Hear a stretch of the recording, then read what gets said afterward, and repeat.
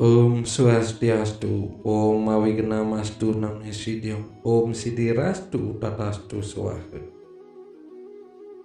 Pada kesempatan kali ini, saya akan memberikan materi tentang pendidikan agama Hindu semester pertama, kelas 5 SD, pembelajaran 1, materi tentang Kitab Suci Weda.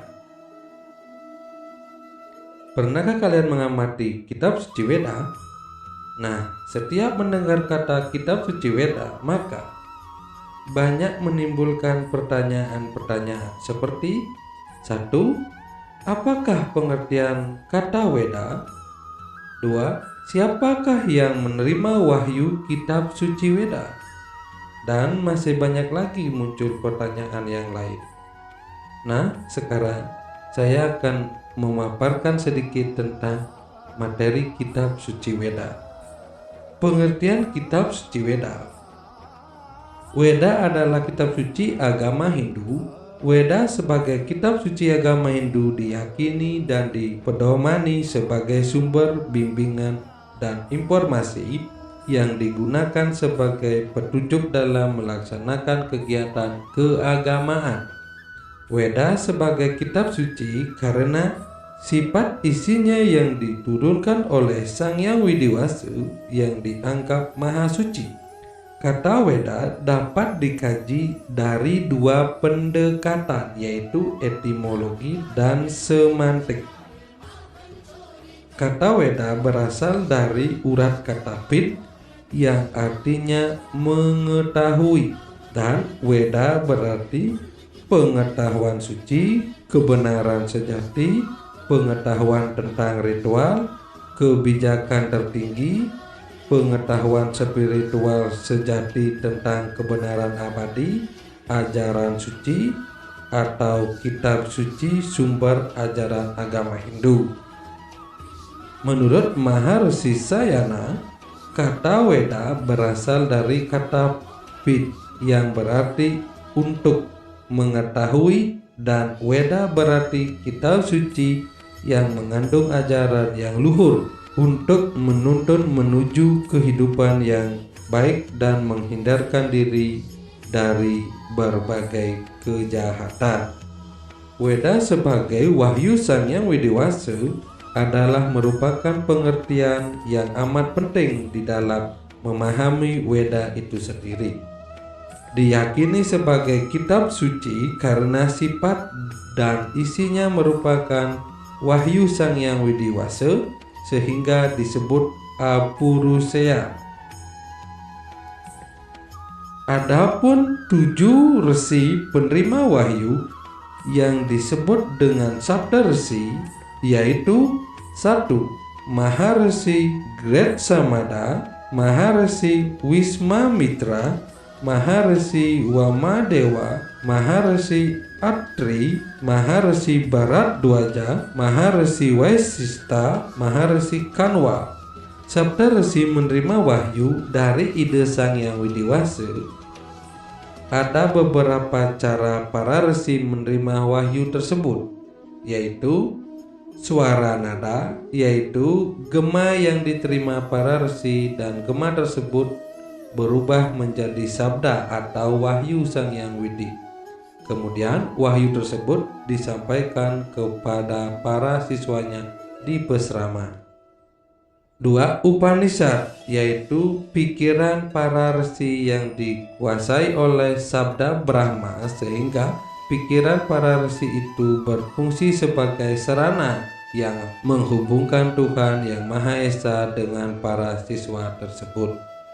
3. Darsana, yaitu resi atau orang suci berhadapan dengan Dewa Indra atau Dewa Siwa dalam suatu pandangan gaib dengan mata rohani. Yang keempat, awatara, yaitu manusia berhadapan dengan awataranya, seperti Arjuna menerima wejangan suci Bhagavad Gita dari Sri Krishna, Sang Purna Awatara. Bahasa yang digunakan dalam Weda dikenal dengan bahasa Daiwika. Kitab Suci Weda memiliki nama lain seperti Kitab Sruti. Kitab Sruti menunjukkan bahwa isi kitab ini merupakan wahyu Sang Hyang Widi-Wasa yang diterima oleh para maharsi. Yang kedua, kitab Caturweda. Nama Caturweda dimaksudkan untuk menunjukkan bahwa Weda itu merupakan himpunan dari Rigweda, Yajurweda, Samaweda, dan Atharwaveda. Yang ketiga, kitab rahasia. Kitab rahasia artinya bahwa Weda mengandung ajaran yang bersifat rahasia, yakni ajaran moksa atau kelepasan. 4. Kitab agama. Kitab agama menunjukkan bahwa kebenaran Weda adalah mutlak dan harus diyakini kebenarannya. Yang terakhir, kitab mantra. Kitab mantra merupakan nama lain dari kitab suci Weda. Nama ini diberikan karena Weda memang berbentuk mantra atau puisi yang dapat pula dilagukan.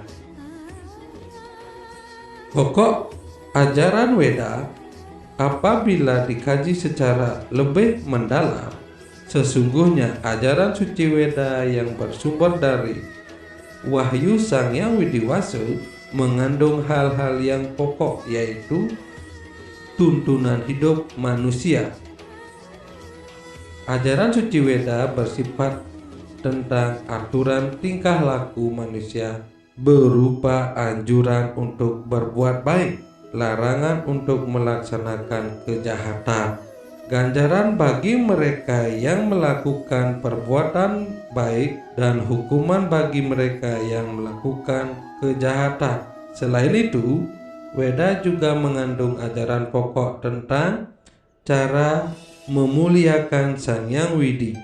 Pokok ajaran Weda ini memberikan motivasi kepada umat manusia untuk selalu berbuat baik, bakti kepada Sang Hyang Widi-Wasa. Yang kedua, ajaran yang relevan sepanjang zaman. Menurut Weda, wahyu Tuhan ini tidak ada awal dan tidak ada akhirnya. Weda selalu menjadi solusi terhadap permasalahan umat manusia sepanjang zaman di semua belahan dunia. Weda adalah tuntunan bagi umat Hindu dalam melangsungkan kehidupannya, baik dalam berkeluarga, bermasyarakat, dan bernegara. Weda sungguh sangat lengkap dan sempurna, dari masalah hidup di dalam kandungan sampai manusia meninggal dunia sudah diatur dengan baik di dalam Weda. Ilmu kedokteran, ilmu perbintangan, ilmu perang, dan sebagainya ada di dalam Weda. Selama gunung Himalaya menjulang ke angkasa menusuk langit, selama air sungai Gangga mengalir ke laut, maka Weda akan abadi.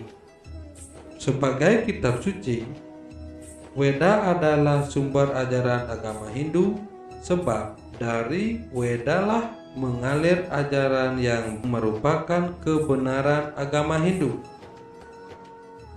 Dari kitab Weda mengalirlah ajaran yang dikembangkan dalam kitab Smriti, Itihasa, Purana, Tantra, Darsana, dan tatwa-tatwa yang terwarisi di Indonesia. Kitab suci Weda memiliki beberapa sifat, seperti Weda tidak berawal karena merupakan sabdanya telah ada sebelum diciptakannya. 2. Weda tidak berakhir karena ajarannya berlaku sepanjang zaman. Mengingat Weda tidak berawal dan berakhir, maka disebut Anadi Ananta. Yang ketiga, Weda Apurusheya, tidak tersusun oleh manusia, melainkan diperoleh atau diterima oleh orang-orang suci, para maharsi. Nah, demikian sedikit ulasan tentang materi Kitab Suci Weda. Sekian dan terima kasih. Saya tutup dengan Parama Sakti. Om Santi Santi Santi.